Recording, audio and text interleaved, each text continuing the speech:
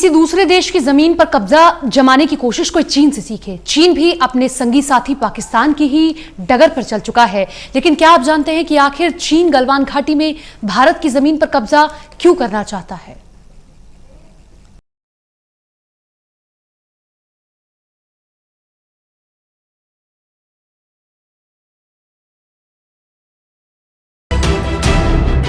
मई महीने के शुरुआती हफ्तों से ही लद्दाख के गलवान घाटी में एलएसी पर भारत और चीनी सेना के बीच तनाव की शुरुआत हो चुकी है। जून में तनाव चरम पर पहुंच गया और हिंसक झड़प में जहां भारत के 20 जवान शहीद हो गए, वहीं चीन को भी भारी नुकसान उठाना पड़ा।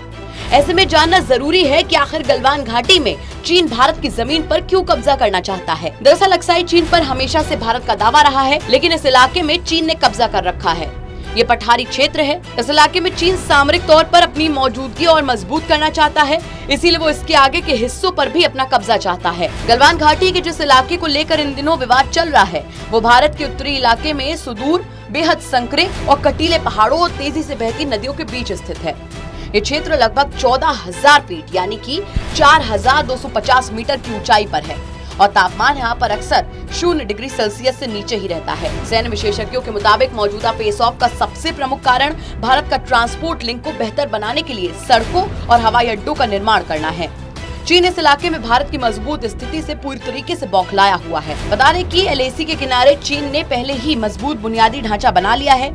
ऐसे में भारत के सीमाई क्षेत्र में बुनियादी ढांचे को मजबूत करने पर चीन बुरी तरीके से भड़का हुआ है। चीन को लग रहा है कि इससे इन दुर्गम इलाकों में भी भारत भारी पड़ सकता है।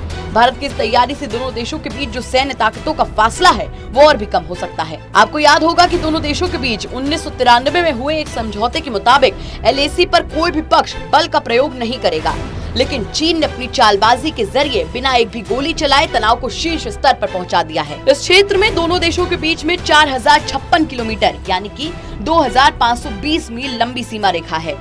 हिमालय के इस क्षेत्र में चीन भारत के विशाल भूखंड पर अपना दावा करता रहा है। जब इसी घुसपैठ को सेना रोकती है और उन्हें पीछे जाने पर मजबूर करती है तो एलएसी पर तनाव बढ़ जाता है। इस इलाके में दोनों देशों के बीच सीमा विवाद भारत के पूर्व ब्रिटिश औपनिवेशिक प्रशासकों द्वारा किए गए सीमांकन के बाद से ही शुरू हो गया था। गलवान में चीन की आपत्ति के बाद भी भारत ने अपनी तरफ से एक सड़क का निर्माण बीते साल अक्टूबर में ही कर लिया था। बता दें कि इससे पहले साल 1967 में भारत और चीनी सेना के बीच ऐसी ही एक झड़प हो चुकी है, जिसमें सैकड़ों चीनी सैनिक मारे गए थे।